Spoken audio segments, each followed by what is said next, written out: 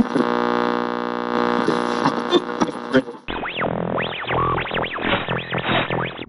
todos, esto es su programa Radio Centro. Centro.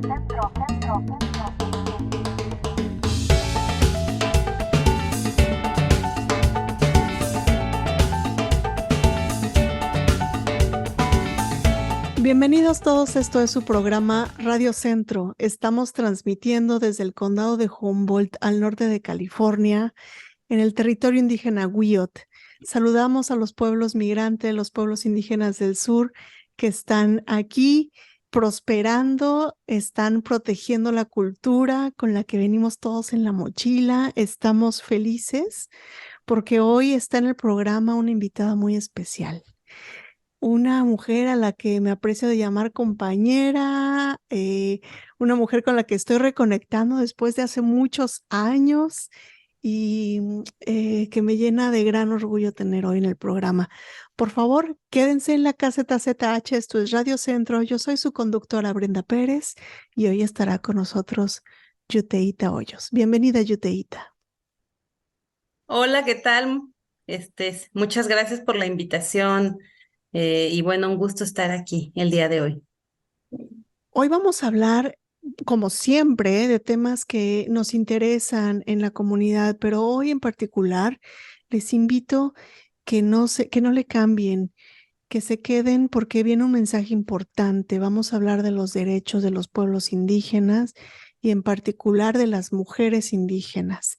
Vamos a hablar de su importancia y también de los retos que enfrentamos para ejercer esos derechos. Yuteíta es una mujer investigadora, una gran abogada, una persona a la que tuve el placer de conocer hace varios años, no vamos a decir cuántos, pero muchos, en la ciudad de Puebla. Y Yuteíta, cuando yo la conocí, formaba parte de un grupo de excelencia de investigadoras indígenas a las que envío un abrazo, a todas ellas un recuerdo cariñoso, un saludo de este programa para ustedes. Yuteíta, vamos a hacer tal vez una introducción. Cuéntanos un poco de ti, cuéntanos de dónde eres y cuéntanos a qué te dedicas. Claro que sí, y pues sí, un gusto, primero que nada, un gusto reconectarnos, como bien dice, ¿no? Bien dices, el estar otra vez en sintonía, bueno, la vida nos va juntando, ¿no? Al final, nuestros caminos se van uniendo. Pues mi nombre es Yuteíta Valeria Hoyos Ramos, yo soy mujer Ñudedavi, mujer mixteca, originaria de la comunidad de Santa Catarina, Tlaltempan, Puebla. Se encuentra al sur del estado, muy pegadito ya por Izúcar, por Tehuacán, Tepeji, ya cerca también de Oaxaca. De hecho, nosotros somos un pueblo que migró hace muchísimos años de un municipio de Oaxaca. Allá tenemos nuestro pueblo hermano. Y pues ya nos asentamos hace más de 400 años donde ahora estamos. Y la comunidad, bueno, es una comunidad de mucha tradición, de lengua, la lengua de Davi, de danzas, de mayordomías, de trabajo comunitario. Y yo, bueno, mejor ya ni sigo hablando de mi pueblo porque me gusta tanto, amo tanto mi comunidad, mi origen, mis raíces, que pudiera hablar toda la noche de ello. Siempre digo que presumo de mi pueblo, pero bueno, también creo que vale decir que todas las personas indígenas que amamos nuestra identidad, pues podemos compartir tanto, ¿no? Tenemos esto en común.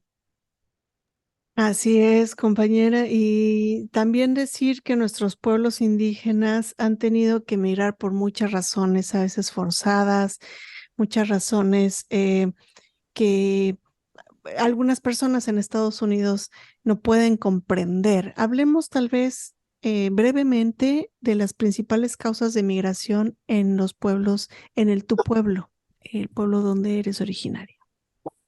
Sí, pues bueno, primero que nada la Mixteca se caracteriza por ser un pueblo migrante, justamente, ¿no? En Estados Unidos, allá hay muchos paisanos y paisanas que han migrado de la Mixteca poblana, de la Mixteca oaxaqueña, y bueno, principalmente la razón de la migración transnacional perdonen, es que aquí está mi mascota.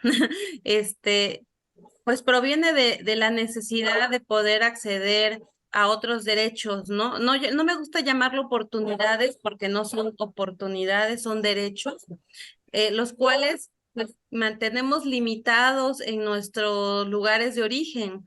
Y estos derechos pues son desde la educación, ¿no? De contar con una educación media superior, una educación superior, pero también en una cuestión económica, ¿no? La mayoría de mis paisanos se han ido para ejercer, pues, ser migrantes en la ciudad implica pues buscar trabajo, ¿no? Y este trabajo la mayoría es en servicios, ¿no? Por allá de los 40, 50 se fueron muchas mujeres, porque las mujeres migraron primero a trabajar en los hogares, ¿no? Como trabajadoras del hogar, que hasta la fecha, bueno, siguen migrando, pero ya no con tanta fuerza como antes, pero sigue siendo un tema importante, lo podemos tocar más adelante. Y bueno, también el comercio, ¿no? Muchas veces el comercio informal, que posteriormente se fue configurando ya como un trabajo más formalizado y bueno, ahora sigue la migración de los jóvenes que se van a estudiar, que ya tienen acceso a la educación superior, a los posgrados, que ese fue mi caso, ¿no? El salir para estudiar pues a veces con el desconocimiento de lo que es la ciudad, de cómo se mueve el mundo, digamos, no comunitario, ¿no? Sin idealizar, pero pues sí se viven otras maneras, hay otras formas de ver la vida, de ver el trabajo. Incluso me atrevo a decir, pues el dinero, ¿no? Se ve de forma distinta, no hay pues como esta necesidad todo el tiempo de estar teniendo cosas todo el tiempo, ¿no? Y bueno, los procesos migratorios aquí en México no solo son transnacionales, también son nacionales a las capitales de los estados, a las zonas, a los puertos, a las costas, ¿no? Donde se concentra gran parte de la población indígena, pero en el sector, como dije, de servicios.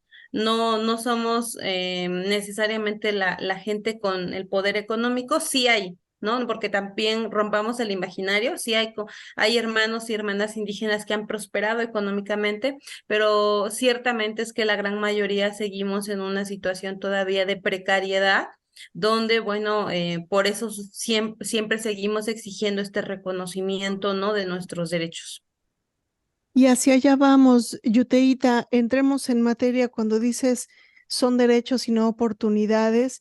Creo que estás elevando el tema porque a muchas personas se nos olvida el horizonte de dignidad en el que hay que estar siempre puestos, siempre aterrizadas, siempre pensando que son derechos, el ejercicio de una vida digna, el derecho a tener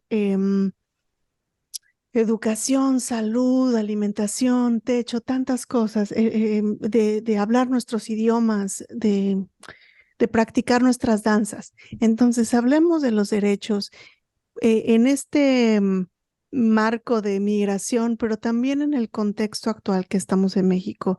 ¿Cuáles son los principales retos que tenemos las mujeres indígenas para ejercer nuestros derechos?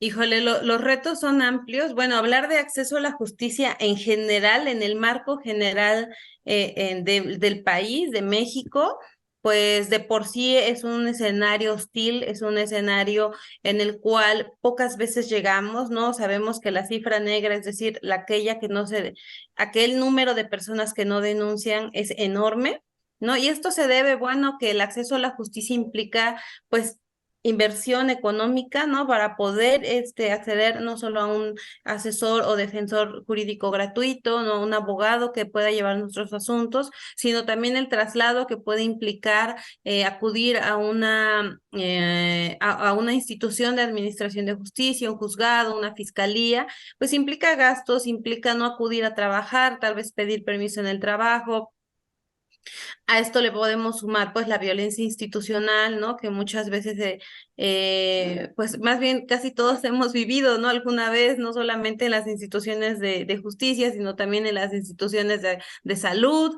en las de educación, ¿no? Donde vamos a solicitar algún tipo de servicio público, pues muchas veces llegamos a tener, ¿no? Este tipo de violencias. Y bueno, si a esto le vamos sumando, ¿no? Estas capas, que ahora las investigadoras le llaman esta imbricación de opresiones, pues vamos a ir viendo todavía más dificultad para acceder a la justicia. Número uno, bueno, el ser una mujer rural, una mujer fuera de la ciudad, también ya nos hace una persona en general, ¿no? Porque también los hombres rurales o indígenas también carecen de estos servicios.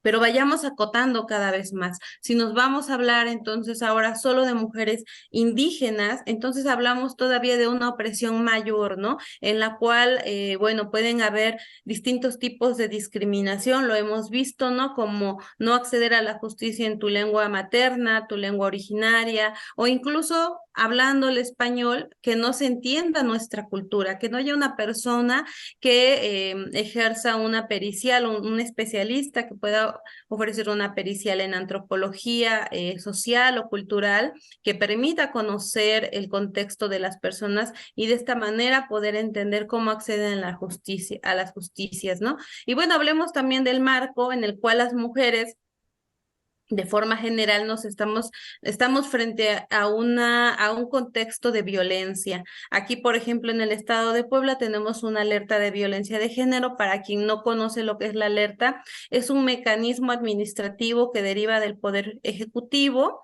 para mitigar las violencias extremas. ¿Qué significa esto? Que hay violencias extremas en México. De hecho, México, varios de los estados, de las entidades federativas de México tienen alertas. Puebla tiene una alerta de violencia de género por violencia feminicida, es decir, por el asesinato hacia las mujeres a causa de la misoginia, por razones de género. Muchos de estos feminicidios se dan hacia mujeres precarizadas, racializadas, y muchos de estos feminicidios en mujeres indígenas son invisibles, no se conocen, no se llegan a tipificar incluso como feminicidio, quedan como homicidios, como asesinatos, como homicidio, perdón, como homicidios, que no se esclarecen más allá, ¿no? A pesar de los protocolos que existen, cuando existe el asesinato de una mujer, se tiene que iniciar bajo una perspectiva de género e iniciarlo para ver si hay indicios de feminicidio. No surge todavía, esta obligación todavía no llega, ¿no? Ahora bien, regresando hacia las mujeres indígenas, ya tomamos en cuenta esta opresión de género, pero también está la opresión de raza, de etnia, de cultura, ¿no? De acuerdo a la encuesta nacional sobre discriminación en México, uno de los motivos con mayor incidencia de discriminación es la apariencia.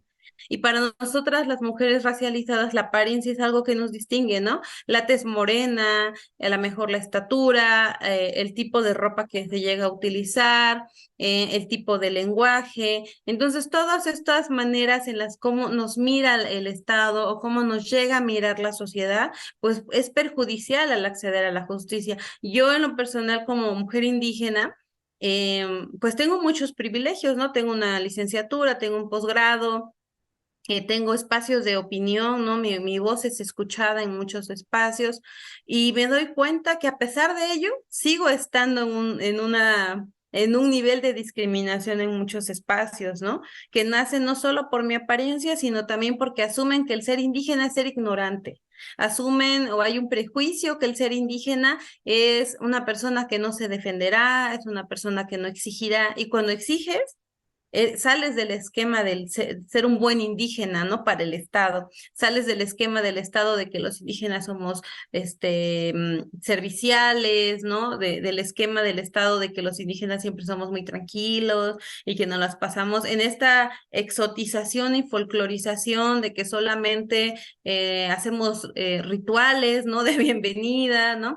Y les parece muy correcto cuando participamos con nuestra ropa tradicional en eventos, en actos protocolarios, pero cuando queremos ejercer nuestra libre determinación, ahí ya no les gusta o ya no lo quieren reconocer. Y eso es lo que pasa también en las justicias. Y algo que pasa con el acceso a la justicia para las mujeres indígenas es que pocas veces logramos acceder a nuestra justicia local. Hay otro rubro. Entonces hablamos de una justicia del Estado y hablamos de una justicia local, comunitaria, que pues se ha tenido como una guerra contra estas justicias bajo el estereotipo de que son justicias salvajes, donde casi solamente aprendemos a latigazos, ¿no? Este tipo de justicias locales muchas veces, yo siempre lo digo, ¿no? Tenían la reparación del daño como principio. En el 2008 que se reforma el Código Penal, la Constitución, perdón, y nace el Código Nacional de Procedimientos Penales, se vio como la gran panacea, cuando en México ya teníamos estas formas de organización. Y esto pues se debe principalmente a que el derecho que estudiamos es occidental. No hay una materia de derecho indígena en la gran mayoría de las universidades, no hay una perspectiva amplia sobre la diversidad de culturas. Pero bueno, eso es lo malo, pero hay retos que debemos que cumplir, ¿no? Y estos retos implica pues hacer caso a aquellos instrumentos jurídicos que van en avanzada. Tenemos una amplia gama en materia jurídica internacional, tenemos la Declaración de Naciones Unidas sobre Pueblos Indígenas, la Declaración Americana sobre Derechos de Pueblos Indígenas, una muy importante a nivel internacional y muy reciente es la Recomendación General número 39 de la CEDAW, de la Convención para eliminar todas las formas de discriminación contra la mujer, una recomendación que al final viene a ser pues novedosa, ¿no? Es para mujeres y niñas indígenas, se aprobó recientemente, el año pasado se tuvieron esos diálogos y bueno, que a través de ella se te pretende impulsar en las políticas públicas y es algo que hemos hecho estamos haciendo pues desde las organizaciones. Y bueno, ese sería como un reto, ¿no? Para empezar a aplicar estos instrumentos que ya tenemos y específicamente en materia de justicia, pues los protocolos. No existe un protocolo para juzgar con perspectiva intercultural de pueblos y comunidades indígenas y afromexicanas que emitió la Suprema Corte de Justicia de la Nación hace unos años, creo que fue por allá del 2013, no recuerdo el tal año, pero recientemente se hizo una nueva edición bastante novedosa, bastante está robustecida con nuevos criterios de la Suprema Corte y bueno, los retos sería llevarlo a la práctica, ¿no? Esto en el ámbito jurídico. Y en el ámbito de las políticas públicas, como siempre, pues la voluntad política. Y nos enfrentamos a un nuevo reto, fíjate, un nuevo reto. Ahora que muchos hermanos están en instancias de poder, ahora tenemos el gran reto de que los hermanos suelten el poder y se lo dejen a las mujeres. No lo quieren soltar. Y peor aún, lo han utilizado para violentar a otras hermanas indígenas siendo que somos de los mismos pueblos. Pero bueno, vamos viendo y vamos a seguirlo señalando, ¿no? Para que cambie. Y vamos siempre a señalar estos cambios que son necesarios y urgentes. Es muy interesante escucharte, Yuteita, y ver cómo el paralelo con Estados Unidos es exactamente igual. La barrera económica siempre para acceder a la justicia y sobre todo en contextos rurales y máxime si se trata de mujeres. Entonces, todo esto que tú mencionas se traslada a este contexto estadounidense y por eso agradezco y celebro que estés aquí y que con tu voz las personas que estén escuchando este programa se informen y se den cuenta que no estamos solas. También es eso, que así como hay estas represiones, también hay estas luchas y organizaciones. En los últimos minutos del programa, quisiera, Yuteita, escucharte enviándole un mensaje a nuestras hermanas indígenas migrantes. Ya vimos toda la amplia gama de retos que nos describes. Ahora dirijámonos a ellas para decirles por qué es importante ejercer, tener ese horizonte que tú dices, por qué es importante echar para adelante, luchar, llamarles derechos y no oportunidades. Adelante, Yuteita.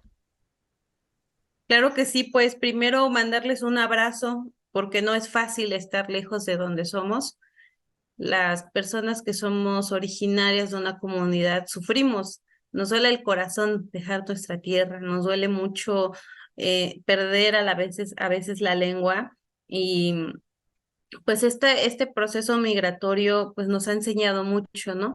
Por un lado, pues sí, los dolores, las tristezas, la nostalgia, pero por otro también el crecimiento, porque también gracias a nuestros paisanos, paisanas migrantes, pues muchas de nuestras comunidades han logrado salir avante, ¿no? A través de sus remesas, a través del apoyo que existe para sus hijos, para sus hijas. Entonces creo que debe haber tanto un reconocimiento, ¿no? Para la población también que no está en su lugar de origen.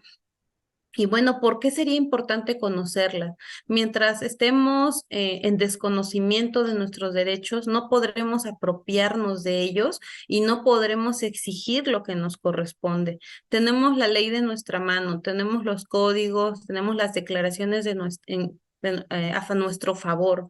Pero, ¿qué es lo que sucede? Bueno, los mecanismos faltan reglamentos, falta cómo hacerlo realidad, pero no va a surgir jamás del poder esas herramientas, porque para el poder establecido es fácil decir, hazlo tú, luego vemos, porque es más conveniente tenernos bajo pues la ignorancia y el yugo, ¿no?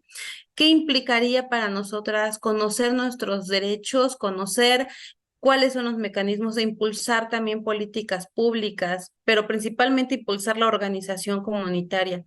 ¿Qué es lo que esto implica? Implica cambios en nuestra calidad de vida, implica reforzar nuestra identidad, mantener nuestra identidad y con ello, pues tener un desarrollo, pero a nuestra manera, un desarrollo personal y colectivo que atienda de verdad a nuestras necesidades específicas. Y bueno, por ahí decía una compañera de mi organización, el avance de una mujer es el avance de su comunidad. Si una mujer va para adelante su pueblo. Entonces tenemos que pensar en lo individual y en lo colectivo todo el tiempo. Y bueno, no dejarnos engañar de que nadie nos va a hacer caso, porque ya entre nosotras, ya al estar hablando, ya es revolucionario. Ya es revolucionario. Y sabes qué, Yuteíta, este mensaje resuena en muchos lugares en el norte de California, ahí donde se están haciendo asambleas populares para que cambie la ley migratoria, para que se exijan derechos de ciudadanía, de residencia, para que se exija simplemente el ser consideradas personas, porque esta etiqueta de migrantes a menudo se utiliza para criminalizar y también muy a menudo para abusar. Entonces, esta plática, esto que nos traes ahora, se conecta con tantas luchas aquí y por eso agradecemos siempre que estés. Por favor, vuelve, esta es tu casa, este es tu micrófono. El Radio Centro está aquí para el servicio de la comunidad migrante y en esta sesión especial un abrazo a todas las hermanas que están en el frente de la lucha. Las mujeres ahora estamos organizando, fíjate lo que es, que hay que ir a las asambleas y ver a más mujeres que hombres. Y eso me llena el corazón también de alegría porque hay mucha creación y hay mucha rebeldía. Entonces, Yuteíta Valeria Hoyos Ramos, hoy como siempre te mando un abrazo grande hasta donde tú estás. Y que la voz que hoy se escuchó resuene y siga en tantas reflexiones que se realizan en este norte y también por ahí, por el sur. Yuteíta, muchas gracias por estar hoy en Radio Centro. Muchas gracias. Y nos vamos, esto fue, recuerden su emisión semanal, estaremos transmitiendo por la caseta ZH los fines de semana a la 1 de la tarde, también en internet, así es que este radio y el gran aporte que hizo Yuteíta hoy se escucha alrededor de las ondas cibernéticas, entonces en cualquier rincón de este globo estamos conectadas y estamos esperando a que usted también, hermana, se organice. Un abrazo grande a todas y a todos y a todes y hasta la próxima. Adiós.